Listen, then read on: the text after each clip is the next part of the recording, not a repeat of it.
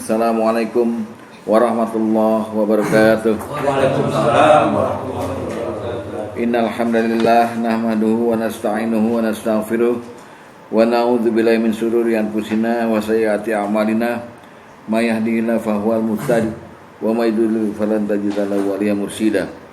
Asyhadu an la ilaha illallah wahdahu la syarikalah wa asyhadu anna Muhammadan abduhu wa rasuluhu la nabiyya ba'dah. Allahumma fasholli wa sallim wa barik ala Muhammad wa ala alihi washabbihi wa mawalah la haula wala quwata illa billah. Amma ba'du fa ya ibadallah usikum wa nasibi taqwallah wa ta'ati la'allakum turhamun. Mari sama-sama bersyukur dan kemudian kita kirim salawat pada Rasulullah sallallahu alaihi wasallam, pada sahabatnya, pada kita semua yang setia sampai akhir zaman. Mari kita buka pengajian ini dengan baca basmalah. Bismillahirrahmanirrahim. Kita lanjutkan mengenai sekolah kepribadian yang syar'i. Kemarin ini bagian 2. Kemarin kita membicarakan masalah bagaimana menjadi orang baik di hadapan Allah. Ya. Diawali dengan kita membicarakan istilah baik dalam Quran. Baik itu dalam Quran ada 8. Yaitu hasan, khair, thayyib, ni'ma, soleh, bir, jamil, dan ma'ruf. Ya udah semua udah disertai dengan ayatnya dengan pengertiannya. Kemudian bab 2-nya kita membicarakan bahwa untuk menjadi baik kita mesti memiliki 5 unsur. 5 unsur kebaikan yang tercantum dalam surat Al-Baqarah 177. Walakinnal birra, dan kebaikan itu adalah, sungguh kebaikan itu adalah satu, man amana billahi, dan seterusnya itu. Jadi harus punya iman. Unsur kedua apa? Amal. Jadi orang baik itu harus punya iman dan amal. Kemudian yang ketiga harus punya ibadah.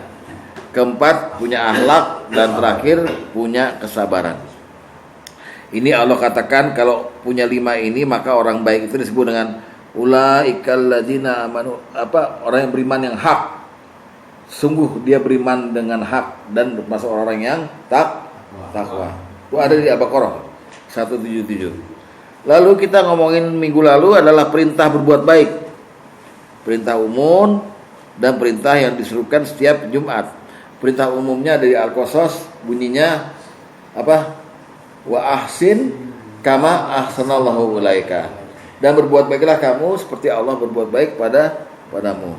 Lalu yang di setiap salat Jumat kita disuruhkan oleh khatib untuk berbuat baik. Innallaha ya'muru bil adli wal ihsan wa ita'i dzil qurba wa yanha 'anil fahsya'i wal munkar wal baghi ya'izukum la'allakum tadhakkarun.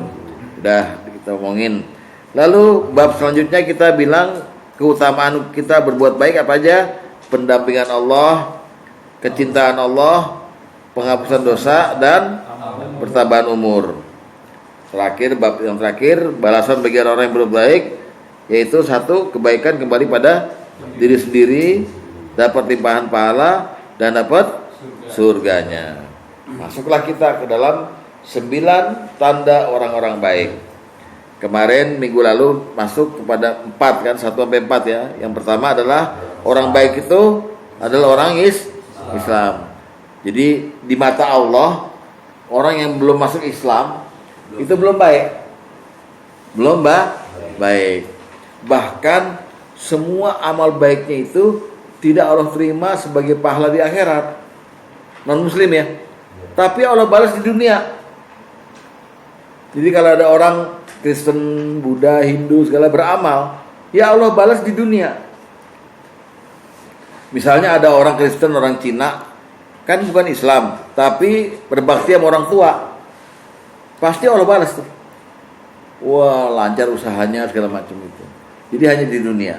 Di akhirat nol.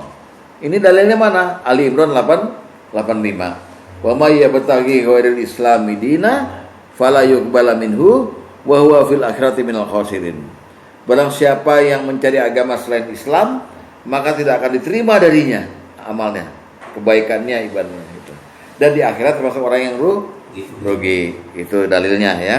Jadi kita pertama kalau mau jadi baik mesti Islam. Yang kedua, tanda bahwa orang itu baik adalah paham agama. Allah melalui Rasulnya berkata, man yuridillahu bi amrin khairan yufaqihu fiddin. Siapa yang Allah kehendaki kebaikan dari seorang hamba, Allah pahamkan dia agama. Paham agama. Jadi ada orang Islam nggak paham agama, ada banyak, ya. Islam tapi nggak paham agama.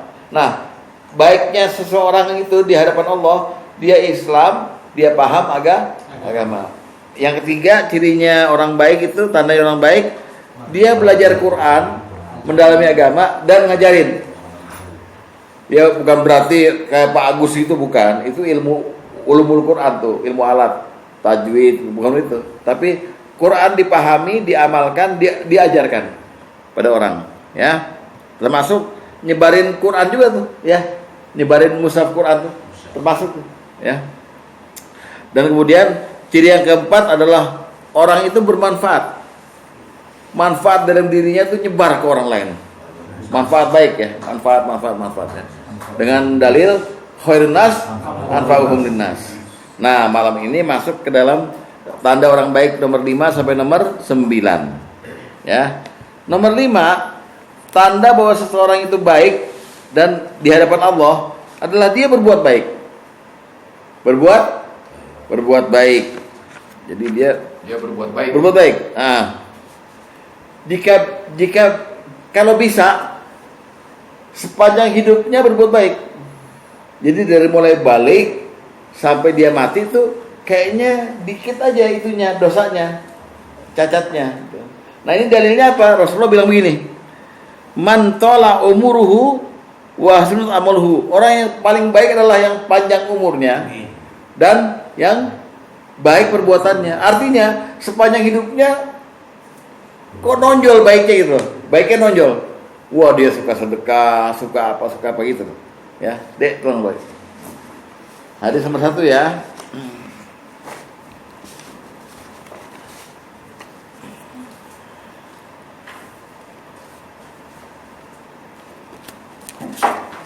Jadi karakternya memang udah baik dia.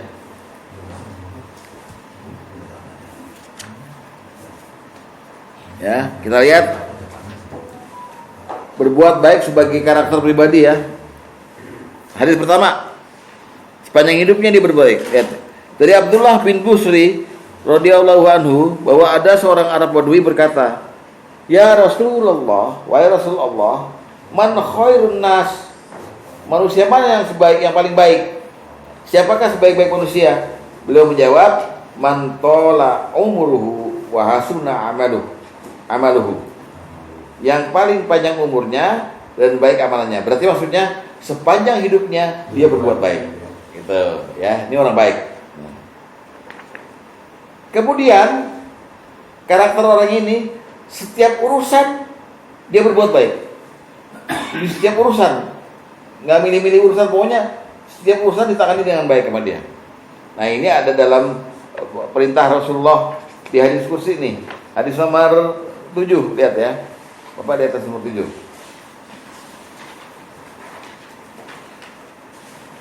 Kata Rasulullah dari Abu Ya'la Syaddad bin Aus radhiyallahu anhu, dari Rasulullah SAW, beliau bersabda, apa kata Rasulullah? Innallaha katabal ihsan ala kulli syai'. Sungguhnya Allah menetapkan perbuatan baik atas segala sesuatu. Jika kalian membunuh, maka berlaku baiklah dalam hal itu. Jika kalian menyembelih, berlaku baiklah dalam hal itu. Maksudnya apa nih? Bahkan perbuatan baik pun dalam membunuh juga mesti baik. Coba Bapak sebutkan dalam Islam membunuh yang sah di mana? Membunuh yang dibolehkan. Waktu perang, apa lagi? Kisos, apa lagi? Apa lagi? Bela diri. Ya. Nah, membunuhnya jangan nyiksa. Mentang-mentang dia berhak dibunuh nih. Nah, jangan. Bunuh aja udah. Jangan disiksa itu. Jadi apalagi yang bukan membunuh, semua mesti baik gitu. Bunuh aja dicontohin mesti baik gitu loh. Nyembelih hewan, ya kurban tuh kan mesti baik. Jangan apa hewan lain ngelihat ini dipotong, sembelih ini mesti diasah, jangan pakai yang karatan gitu loh. Jadi segala hal mesti baik. Ala kulli syai'in, mesti berlaku ihsan, ya. Itu patokan orang baik gitu. Nah, sekarang saya mau kasih contohnya satu nih. Orang baik, kata Rasulullah juga, orang yang kalau berhutang baik dia. Dia punya utang, dia nyadar kalau punya utang, jatuh tempo bayar. Nah, itu namanya orang yang bukan zolim, orang yang baik gitu. Hadis nomor ke-11.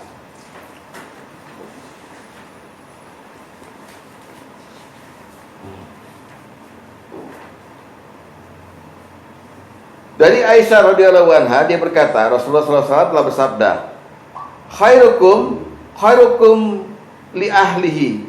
Dari Rasulullah SAW bersabda, khairukum ahsanukum qada'a.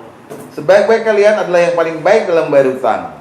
Ya, ini ada dalam ceramah saya soal hutang piutang nih. Bapak lihat di YouTube channel ya, yang di Anas ya. Lengkap tuh, orang baik.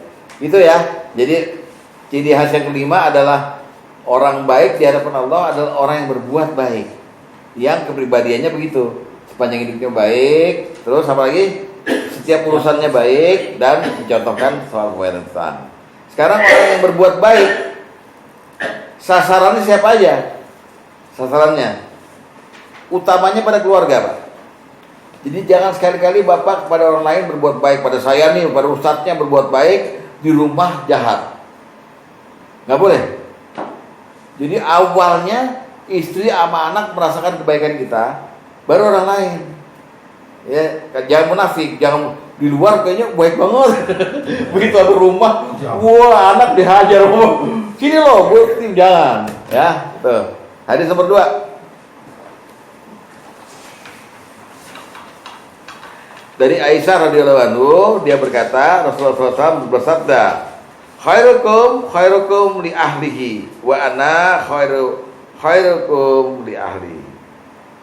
Sebaik-baik kalian adalah yang paling baik pada keluarganya, dan aku adalah yang paling baik terhadap keluargaku. Ya, dalam pengertian seluas-luasnya. Bapak sama istri itu kalau bapak baik, setiap perbuatan istri sekecil apapun terima kasih. Apalagi bapak habis dilayani jima sama istri, jangan sekali-kali balik punggung langsung tidur. Terima kasih ya Dok, lapin kalau perlu dilapin, punya dia lapin dulu, lapin yang baik, kasih minyak wangi lagi, tawarin mau main lagi nggak Dok, kamu puas apa enggak gitu loh. Jadi paling baik gitu. PHP dulu. PHP dulu kata Pak Tom. Janjiin aja beli jam tangan. Ya. Terima kasih malu gitu. Iya. Malu. Enggak, kadang-kadang kita yang udah tua ini kadang-kadang cuma bisa nyuruh, minta kopi, minta Indomie, bukan masukan, bukan. Tapi nggak pernah terima kasih. Makanya terima kasih. Nah, kebaikan Bapak di hadapan Allah itu dari terima kasih itu. Oh, ini berarti orang yang tahu terima kasih. Ingat loh, Rasulullah bilang apa? Ya, lam yaskurin nas lam yaskurullah. Siapa yang nggak terima kasih pada manusia, berarti nggak bersyukur pada Allah. Kufur. Jadi baiknya Bapak pada keluarga itu kalau Bapak bisa mampu ngucapin terima kasih pada anak dan istri. Anak juga gitu. Misalnya anak, ya apa ya, kan kita minta sama Allah supaya anak dan istri kita mengembirakan hati kita. Nah, kelihatan dia pulang kantor salim segala macam, makasih ya naknya, kamu ingat Papa. Gitu. Makasih aja. Sepele kan? Tapi itulah kebaikan. Terima kasih. Saya nggak dijahatkan dulu. Hah? Saya nggak dijahatkan. Disilkan jadi.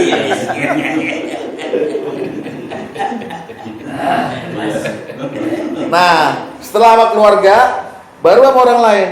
Sama orang lain, Bapak paling luar biasa di hadapan Allah kalau baik. Kalau Bapak bisa baikin orang yang jahat sama Bapak,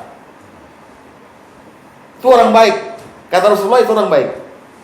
Jadi kita dijahatin, kita baikin dia. Ini kan enggak, kalau kita dijahatin malah kita balas lebih jahat lagi. Dendam gitu Ya. Nah itu ada di hadis nomor 9, coba lihat. Ini hadisnya indah banget. Lihat ya, baik-baik dia bacaannya ini. Al-muhsinu, orang baik itu adalah man ahsana man asa'ahu adalah orang yang berbuat baik pada orang yang jahat kepadanya. Tuh lihat. Jadi al-muhsinu man ahsana man asa'ahu. Orang baik itu adalah orang yang berbuat baik pada orang yang jahat kepadanya. Wa shalla man qata'aka. Maka sambunglah orang yang mutusin kamu. Terus wa ahsin ila man ahsa'a ilaika. Dan berbuat baiklah pada orang yang jahat padamu. Dan katakanlah yang benar walaupun itu menyakiti dirimu.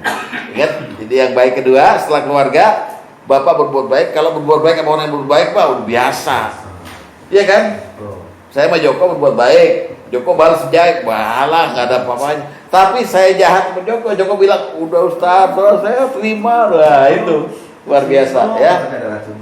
Di hadapan Allah nih ya, kan kelihatannya di hadapan orang lain bego kita, orang dijahatin kita baikin. Ya, baik, tapi di hadapan Allah mulia. Ya, oke. Itu ajaran Islam memang tinggi, Pak. Ya. Lalu yang ketiga, baiknya pada orang lain itu kalau kita mampu untuk menyambung duluan. Jadi kita ada masalah nih. Saya ada ketersinggungan sama Pak Nas nih. Ya, Pak Nas tersinggung sama saya gitu. Yang salah saya atau yang salah Pak Nas lah. Tapi saya itu inisiatif supaya udah masalahnya kalian, saya datang ke dia, saya salaman duluan. Maaf ya, walaupun saya benar. Terlalu banyak orang yang baik di hadapan Allah. Ya, hadis nomor ke-15.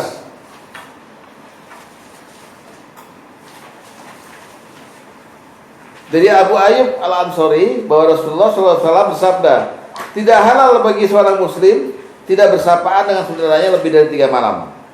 Keduanya saling bertemu tapi mereka saling buang muka.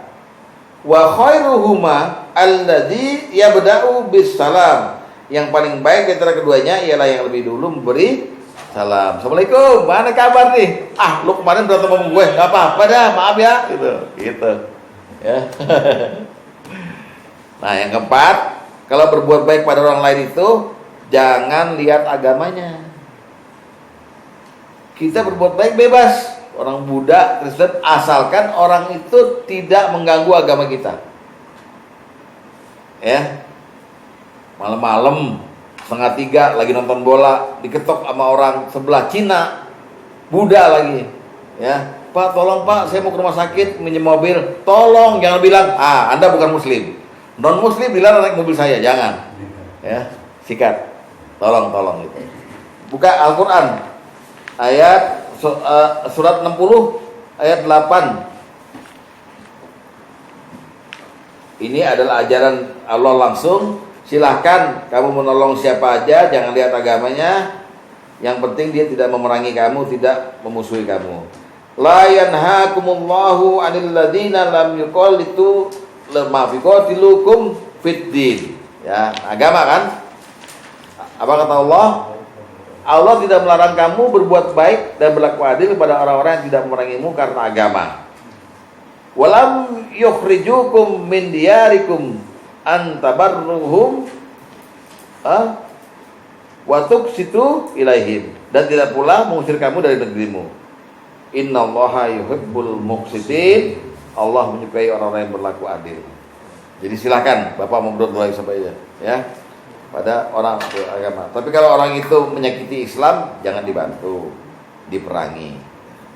Oke, itu adalah ciri khas orang baik yang kelima, yaitu berbuat baik. Kepribadiannya baik, pada keluarga baik, pada orang lain, bahkan yang jahat juga baik. Tuh. Ini teorinya Pak ya, prakteknya susah loh. Iya. Jangan dianggap enteng, prakteknya susah. Ya. Lalu yang keenam, ciri khas orang baik adalah santun dan beradab. Santun dan beradab, ya. Apa kata Rasulullah mengenai hal ini? Lihat hadis nomor 4.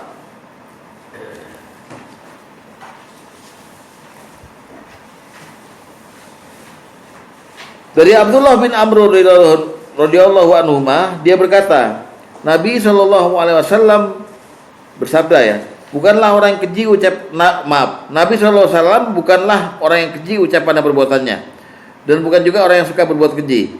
Beliau pernah bersabda, Inna min khiyarikum ahsanukum akhlaqa. Sesungguhnya orang yang paling baik di antara kalian adalah yang paling baik akhlaknya, paling santun, ya, yang baik di hadapan Allah, ya. Ya boleh kalau udah akrab boleh lah, saling inilah ngomongnya bahasa slang boleh. Tapi kalau ini mesti santun, secara umum mesti santun. Orang kalau santun pasti diterima di mana-mana, ya kan? Orang ini sopan, ya, beradab gitulah, ya. Sopan itu dalam Islam itu patokannya gini, kepada yang muda menyayangi, kepada yang tua menghormati. Tuh ya. Tuh. Kemudian dia juga beradab terhadap istri. Nah, kalau tadi keluarga, ini istri. Hadis nomor 8. Dari Abu Hurairah radhiyallahu anhu, dia berkata, Rasulullah SAW bersabda, orang mukmin yang paling sempurna imannya adalah mereka yang paling bagus akhlaknya di antara mereka. Dan sebaik-baik kalian adalah yang paling baik akhlaknya terhadap istrinya. Ya. Kalau panggil tuh jangan sesuai sama badannya, mentang-mentang bini gemuk bilang gembrot sini brot, jangan, ya. Panggil yang enak, ya. Kalau bini tanya sama kita, Mas aku hitam ya, enggak kamu tuh manis, ya, ya. Jadi jangan bilang udah tahu. Mas aku hitam ya, bukan hitam lagi, gosong ya. Jangan. Akhlaknya timulinnya. Supaya istri juga kalau kita mati nggak melaknat kita. Kalau kita mati, nah mampus lo gitu ya. Jangan ya. Oke. Sesuai dengan Rasulullah bilang bahwa kebaikan adalah akhlak yang baik. Jadi Rasulullah pernah mendefinisikan, mentakrif kebaikan adalah akhlak yang baik. Jadi patokannya itu. Kalau akhlaknya udah baik, dia pasti jadi orang baik. Hadis nomor 13.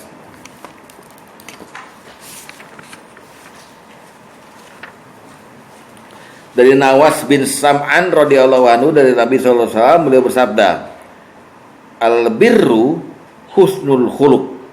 Kebaikan adalah akhlak yang baik. Oke.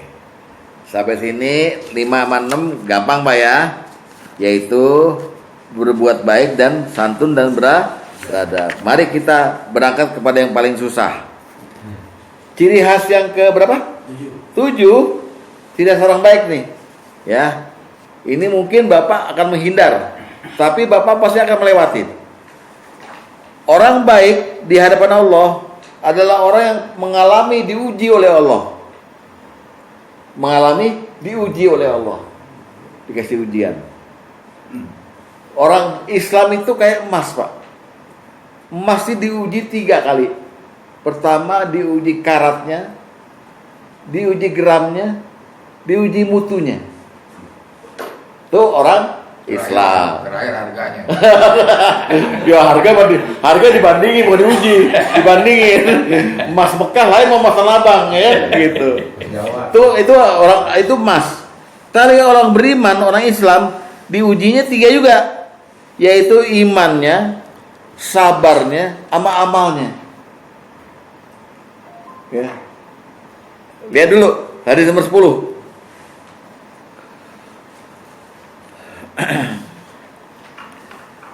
Dari Abu Hurairah radhiyallahu anhu, dia berkata, Rasulullah sallallahu alaihi wasallam bersabda, "Man yuridillahu bihi khairan yusib minhu."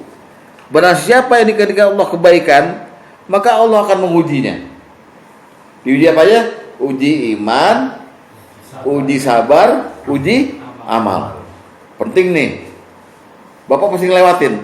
Dan biasanya 3-3-nya itu kebanyakan ujiannya melewat ujian yang negatif, musibah. Ada juga yang positif tapi sedikit lah. Kayak Pak Tom ini diujinya yang positif, ya kan? Wah, Camry. Kalau itu kan angkot ya. Berat tuh. Ya, lihat. Az-Zumar Al-Ankabut ayat 2 dan 3. Ini ujian iman. Lihat baik-baik. Al-Ankabut ayat 2 dan 3. Ini ujian iman. Ahasiban nasu ayutraku ayyakulu amanna wa hum la yuftanun. Apakah manusia mengira bahwa mereka dibiarkan dikatakan kami telah beriman, sedang mereka tidak diuji lagi? Ya kan? Jadi manusia nggak boleh bilang saya beriman sebelum diuji. Lalu Allah melanjutkan, walaqad fatannal ladzina min qablihim, dan sungguhnya kami telah menguji orang-orang sebelum mereka. Fala ya'lamannallahu alladzina shadaku, maka sungguhnya Allah mengetahui orang-orang yang benar imannya.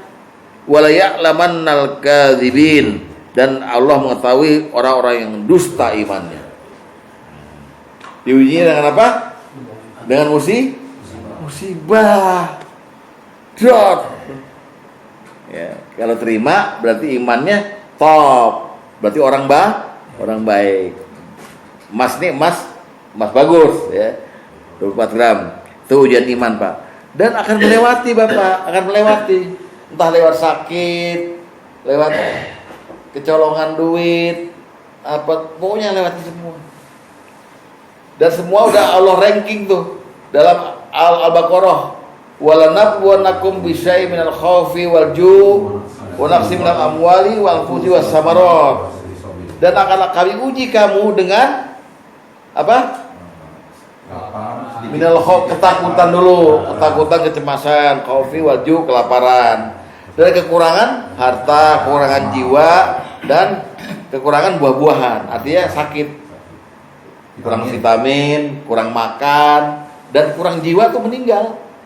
Akan kamu uji kamu. Nah, kalau kita sabar, tabah nih, maka disebut emas murni nih. Dari sisi iman, dari sisi karatnya dulu. Waduh, kuat karat nih gitu. Ya, pertama iman. Jadi kita akan diuji.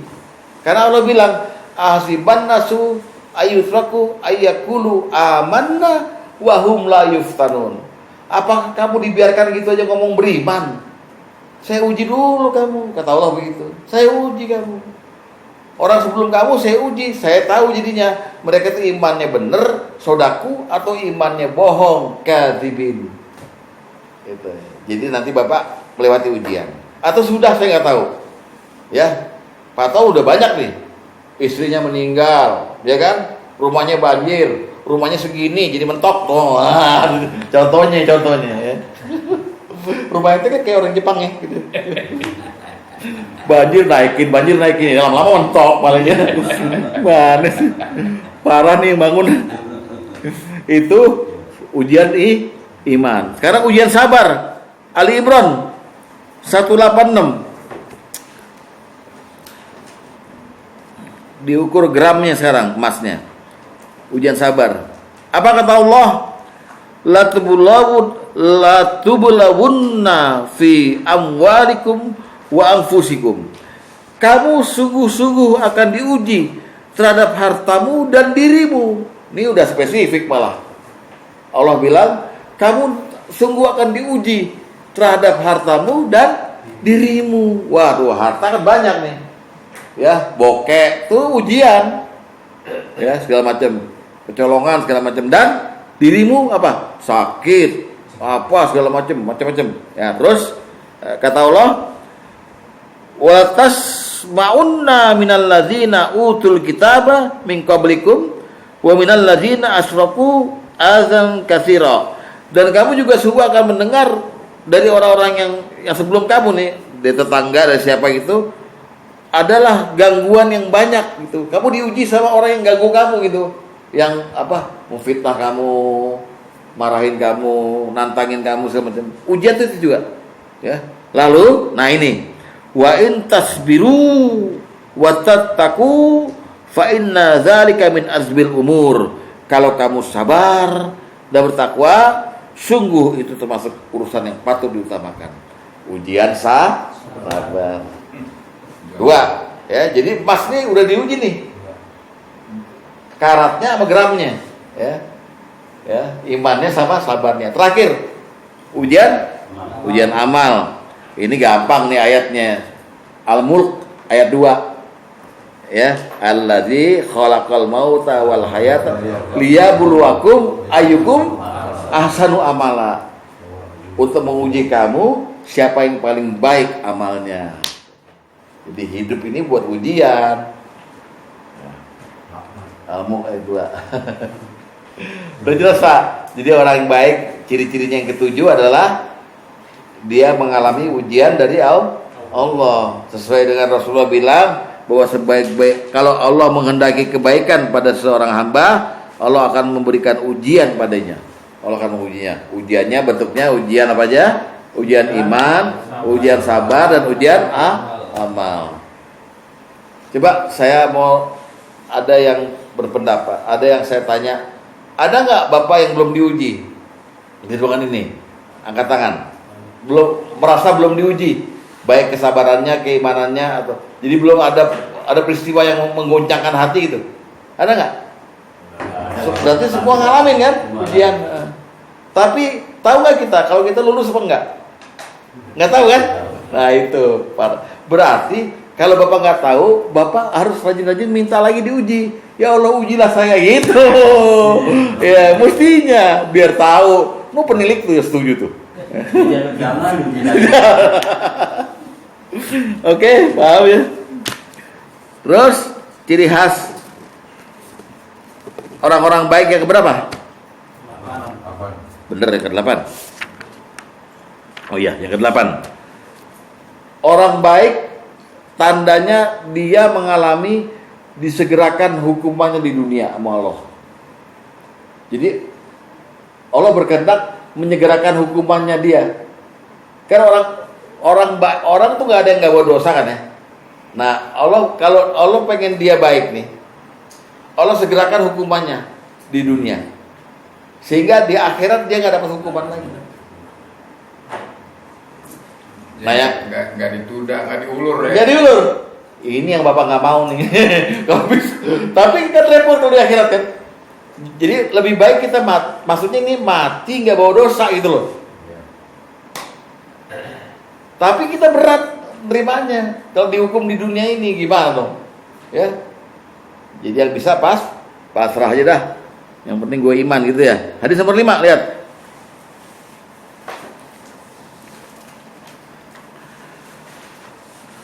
Hadis nomor 5. Dari Anas dia berkata, Rasulullah SAW bersabda, "Idza aradallahu bi abdihil khaira ajjalalahul uqubata fid dunya." Jika Allah menghendaki kebaikan pada hambanya, maksudnya Allah pengen jadi orang baik dia nih, maka dia akan menyegerakan hukumannya di dunia.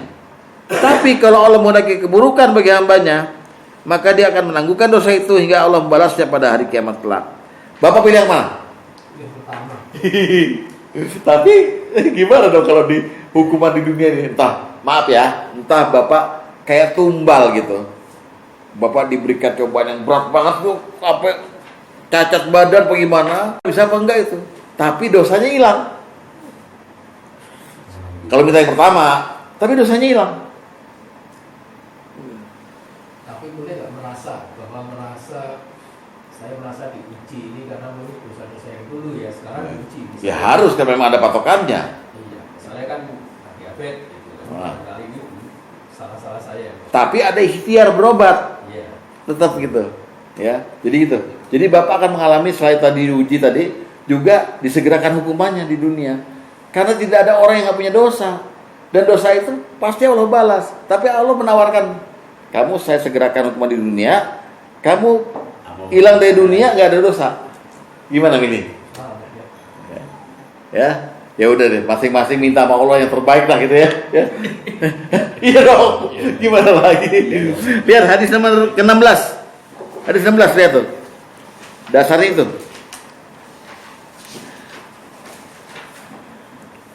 Dari Abu Hurairah radhiyallahu anhu dia berkata, Rasulullah SAW bersabda, cobaan akan senantiasa menyertai orang-orang yang beriman, baik laki-laki maupun perempuan, berkaitan dengan dirinya, anaknya ataupun hartanya, sampai dia berjumpa dengan Allah tanpa membawa dosa. Itu maksudnya yang tadi ya. Jadi orang baik itu kalau dia mengalami kayaknya kok ada cobaan berat, padahal itu adalah kebaikan Allah untuk menghapus dosanya di dunia, meninggal nggak bawa dosa. Baik nih, ini baik nih gitu ya. langsung minta hukuman segera.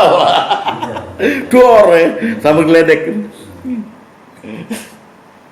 Ya, itu tanda orang baik. Jadi yang hari ini udah sampai 8 ya.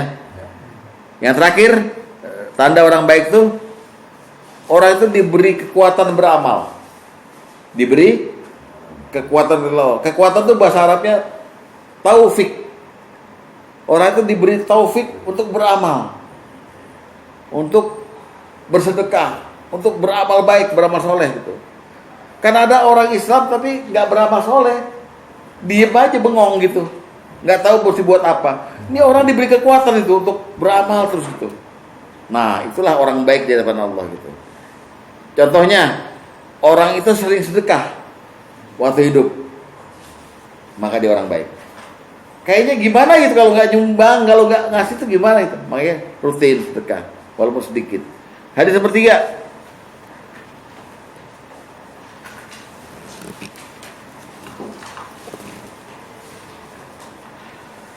Dari Hamzah bin Suhaib dari ayahnya radhiyallahu anhu, dia berkata, sungguhnya Rasulullah SAW bersabda, khairukum man at'amat ta'am, sebaik-baik kalian adalah yang memberikan makan. At'ama itu fi'il mudhari, terus menerus, present continuous and future, terus rutin. Macam Pak Tom ini tiap ngaji ada martabak dulu. Sekarang mah sorry aja deh, sorry Mac ya. Bercanda. Jangan marah. Dulu. Kentilan nih bos. Dulu martabak terus, sekarang nggak ada apa-apa coba. Nomor ini ganti nomor handphonenya. Lalu orang yang diberi kekuatan beramal itu orang baik itu, Allah kasih juga kekuatan dia waktu menjelang meninggalnya dia banyak beramal sehingga matinya husnul khotimah. Itu orang baik. Ya, kita lihat hadis nomor 14. Hadis nomor 14.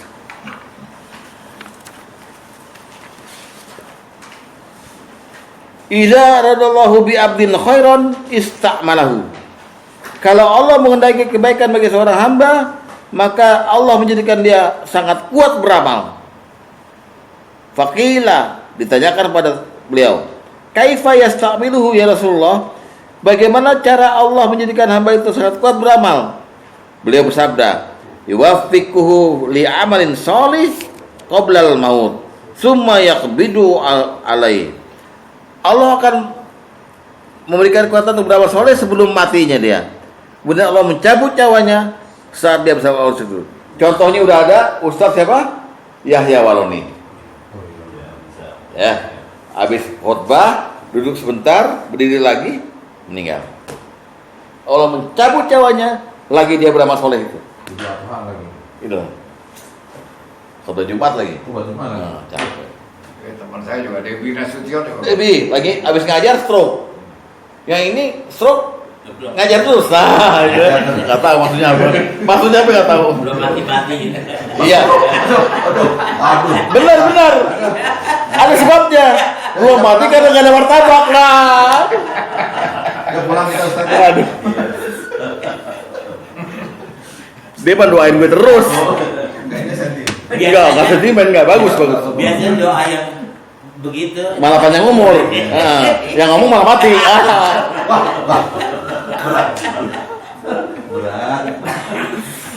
Udah ya. Jadi itulah digabung sama yang minggu kemarin ada 9 tanda orang baik.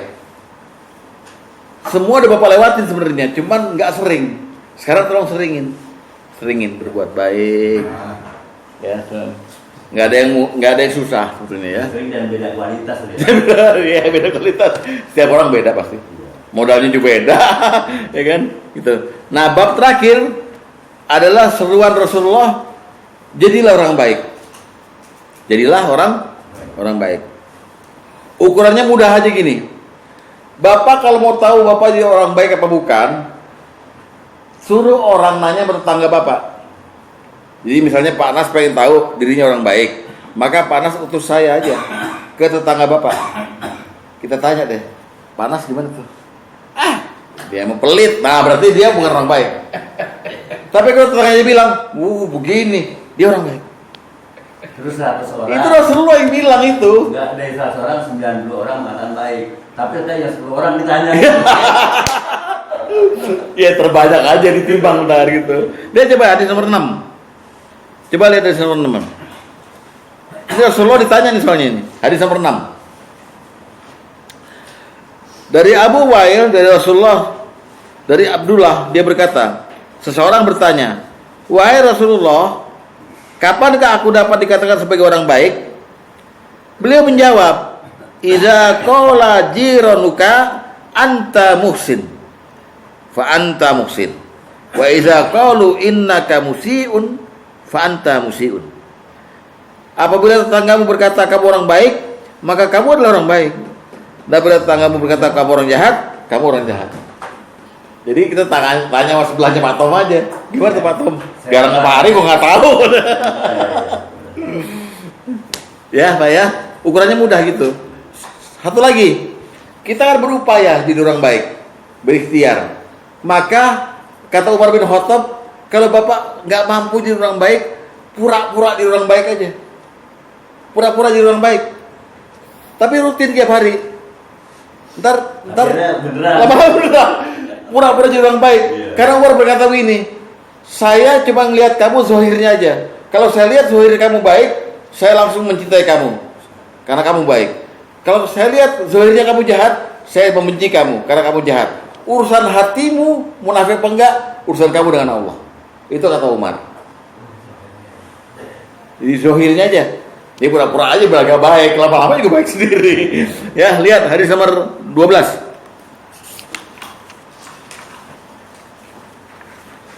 Dari Abu Firas, dia berkata, Umar bin Khattab berkhutbah.